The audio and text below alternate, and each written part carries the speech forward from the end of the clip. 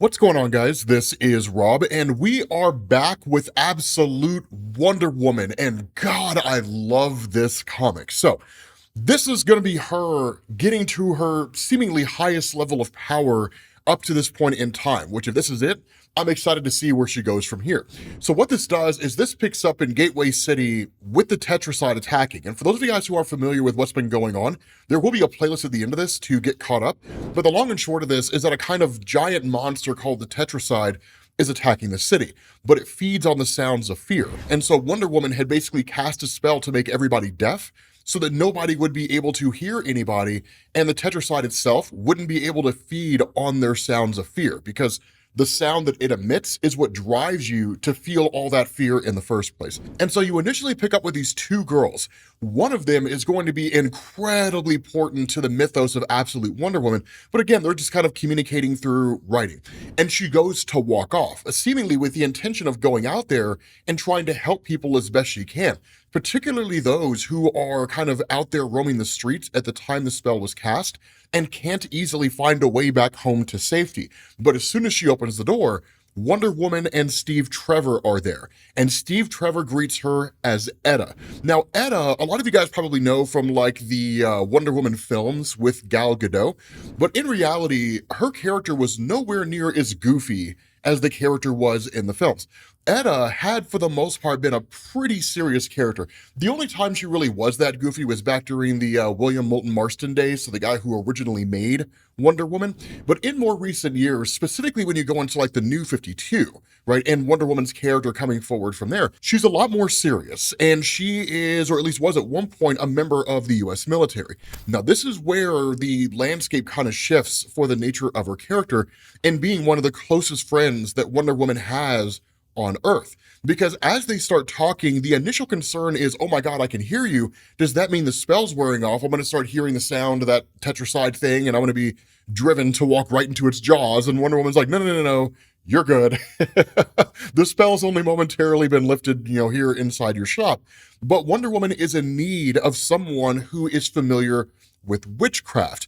Now, this is kind of a cool element to Etta's character. I don't know if I would go so far as to say she's like a full-on practicing witch. Again, when it comes to that kind of mythos in DC Comics, it is very different from Marvel. So somebody like Agatha Harkness in Marvel Comics, if she was in DC, she would feel very different and probably more powerful than she is in Marvel. But again, it's kind of a realistic depiction, right? So I don't know, maybe she's just a Wiccan, right? Just some high school girl who thinks she's a witch. Who knows? Because of her dabbling in the occult, she has a lot of the resources that Wonder Woman needs to cast a spell. And this is kind of a cool thing here, right? Because what she says is that with this prosthetic arm, it's not necessarily a bad thing. I mean, number one, it does look kind of janky, right? So I look like a emaciated Winter Soldier. And number two, I need my other arm, right? I need like my actual arm for what comes next. So do you have the ingredients that I need? Now, it's important to notice Wonder Woman does not appear here as like an authoritarian person, right? She doesn't like slam her fist down on the desk and just be like, woman, give me the ingredients I need. Like it's really cool, right? She kind of maintains that element of Wonder Woman that we've always known. She seems a little softer and gentler here in the Absolute universe than she does in the main DC universe, which is kind of ironic given the fact that this is supposed to be a much harsher and darker reality than the main DC universe itself. So I'm curious to see if this is just kind of going to be a main core of her personality going forward. But still, right, the list of ingredients that she runs off are things like black walnut and yucca root, witch's burr, althea root, vervain, right? Just all these things. I don't know enough about any of this stuff to speak intelligently to what it all means, right? Hemlock is something that I recognize. I guess hemlock, no, that's Nightlock from Hunger Games. That's what killed you. But still, right, it's just these little things here and there, right? All these kind of ingredients that are being pulled together. Now, to a degree, Wonder Woman's kind of flabbergasted, right? Because down in the Wild Isle, right, down in hell, where she grew up with her mother, Cersei, that all these ingredients were incredibly hard to come by. And that's one of the really interesting things about the nature of Wild Isle. Like 9 times out of 10, it's only really being shown as a small locale. And we'll talk more about that once we transition back there here in a minute. It seems to have a lot there, but at the same time seems to have almost nothing there. So each one of these little islands kind of feels like a prison to a degree. But again, like all these ingredients that Wonder Woman needs are just kind of there, right? Just ready and waiting to be plucked out. And it just kind of leaves her a little aghast, like, damn, I can't believe it's really that easy. And so once she has all the ingredients she needs, she asks her, like, okay, this is a beautiful establishment here. Do you have anywhere that is not this cute little quaint shop? And the closest they can get her to is kind of like a storage cupboard to a degree. And she gets in there and she starts to cast this spell. Now, we don't get the process of the spell being undertaken outside of just kind of this depiction of Wonder Woman kind of dealing with it, and that's basically it. But seemingly, it's an incredibly bloody spell that's being done, because it's not simply just the ingredients that were given to her by Etta, it's also some blood from Etta and her sister Gia and Steve Trevor. Now, not a whole lot, seemingly, but just enough. And that's when you jump to the Wild Isle within the realm of hell, before all of this happened, and before Cersei was even met with Wonder Woman at all. And what ends up happening is this kind of disembodied voice comes out of nowhere, where seemingly Cersei had been experiencing all these visions, right? And this voice says the visions have started then, and where Cersei asks, are you the one that did this? The voice says, that is not exactly how I would put it, but yes, my most devoted disciple, my most beloved of all I have loved. There is a great and powerful game afoot, Cersei, each of us with our roles to play, each of us with our sacrifices to make. The arc of the universe is long, and it should bend toward justice. But at every chance, it does not. Instead, it dies, smothered in its cradle over and over again. No more. A new path has been set, but many were broken to set it. Some minds, some bodies, some hearts. When I too was asked for what was most sacred to me, I could not blink. I would have given you to this cause no matter what. You are not wrong in that. But I could also see what it would be. I could see that only one such as you could raise the hero we would need. And I could also see that her love would change you in ways that you could not have imagined. When I saw that you would defy me to protect her, and where Cersei chimes in and says, no, I never would, this person says, but you will. And that is how I know that in this case, what was right for me, for the world, and for Diana also happened to be right for you. You may look upon me, Cersei, most beloved of my beloveds. Look upon Hecate and know you are blessed and will be remembered. Now, there's two things that you can take from this entire exchange here, and both of them are significant. The first is the nature of Hecate, or Hesate, I'm not really sure how you pronounce that name, within the sphere of magic wielders. Because in DC Comics, she's the goddess of magic and is incredibly powerful in her own right. Now, full transparency here, I'm not knowledgeable enough about the DC pantheon of god users and magic wielders and all that kind of stuff to be able to intelligently place her anywhere in particular. So I'd just be throwing, like darts at a wall. I'd be like, I don't know. She's more powerful than Zeus. I mean, I would just be saying things. So if you are someone who is very knowledgeable about that, post a comment down below and let me know, because I'm sure, I would, but I'm sure a lot of other people would be really interested to know exactly where they rank within the pantheon of godly beings. But the second thing is that when it comes to godly beings, their knowledge of the inner workings of the universe is incredibly vast, and potentially even the multiverse itself. And we've seen ample stories where just superheroes, right, Zatanna or Superman or whoever, travels through the multiverse. And in fact, we saw that recently during the Absolute Power event. So, when it comes to multiversal travel, it's far more hand-wavy in the DC universe than it is in a place like Marvel. And so all these gods would be familiar with the inner workings of the multiverse, meaning whether this is a universe or potentially even a multiverse unto itself, it's entirely possible here, right, that Hecate is fully aware of what Darkseid did. And that's what's being referred to here, right? There is a multiversal game afoot. There's a huge event that's transpiring here. We know from like the Absolute Universe one-shot that Darkseid was traveling the multiverse and killing whole groups of people, stealing powers, different things like that, in order to expand his abilities and then eventually challenge the Spectre and steal the power of the Spectre and then go on to create this, absolute universe as we know it. So understand, and it's very easy to forget about all of that, understand that while all of this is going on here, presumably the heroes are out there trying to find a way to either end this reality or fix this reality or something along those lines, if they even have the ability to. So again, it's really cool once you remember to kind of step back, right, and take a look at the bigger picture. And so at that point, you pick back up with Cersei again, where she says, from that night on, the visions came, not regularly, but from time to time. Flashes of what Diana would be to the world, of how she would suffer and also persevere, how the goddess's great plans would knit together so carefully that nobody could see her until it was too late, and also of how lonely I would be, trapped here without her.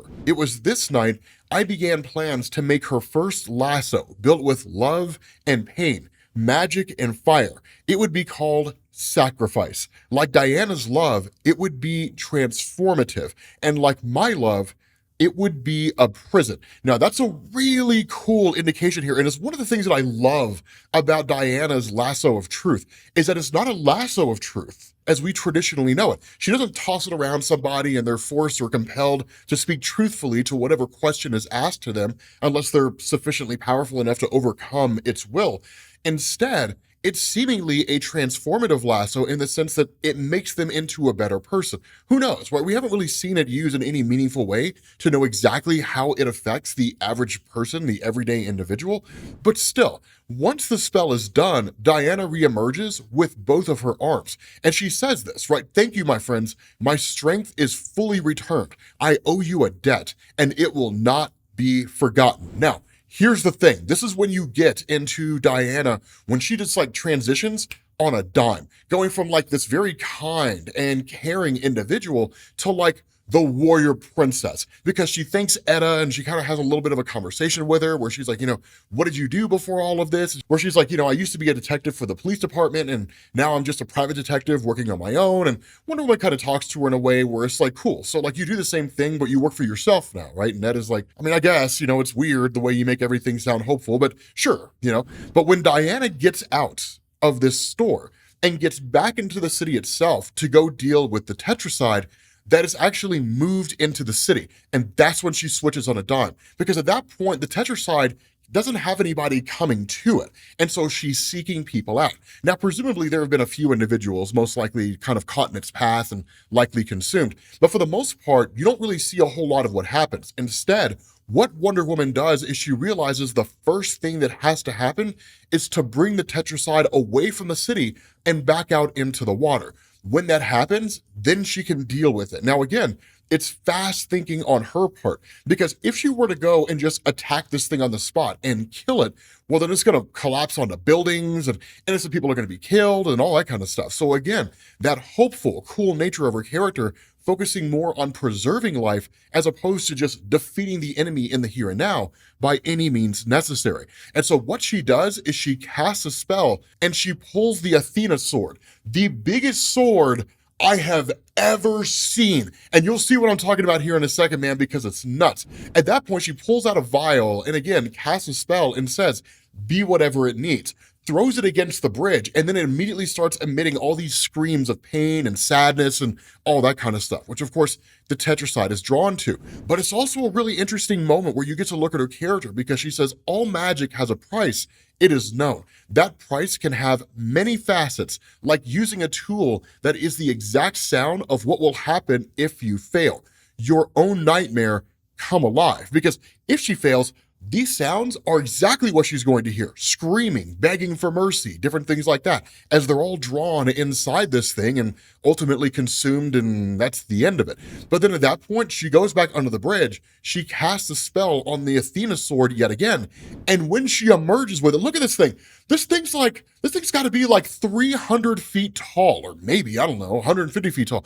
This thing's colossal, right? Cloud doesn't have anything on this sword. And so she brings this sword down with the like the hammer of God, man, and slices this thing's head right off, right? And just like cleaves it, right? And like the whole time she does it, it's amazing. She's like, Goddess Athena, aid your humble servant in striking true. Let the Athena blade break upon it as waves cutting through stone. Mother, though I am far from home, lend me your strength, your conviction, your indomitable will. And just like kills that thing on the spot. And I love this warrior element of Wonder Woman. I love the way it's done because now the thing's dead, right? It's totally destroyed. And then at that point, you switch over to the President of the United States in the White House. And his first question is like, where's Commander Cole, right? And the answer he's given here is, he's still evacuating civilians on the ground, sir. We haven't heard from them since the city went deaf. And so that's when he turns and says, Kale, you're the national security advisor. Advise already. Now, the person he's talking to is Veronica Cale. And Veronica Cale, I will say this, man, son. Veronica Cale, she doesn't really have much in the way of powers, but she is an amazing villain. She's like Wonder Woman's version of Lex Luthor, if we're being honest with ourselves. And so with that kind of analogy in mind, I want you to think about this, right? Traditionally in the DC universe, Veronica Cale is a businesswoman, and she uses whatever resources she has at her disposal, which are pretty vast, to constantly launch attacks against Wonder Woman and things like that. A lot of her hate for Wonder Woman is rooted in the fact that she believed that Wonder Woman's message of like peace and kindness was just nonsense. And so she just seemingly wanted to see her destroyed. Kind of the inverse of how it is that Lex Luthor looks as Superman, not so much as a threat, but it's just kind of, you're a child playing an adult game, right? Is how she sees Wonder Woman.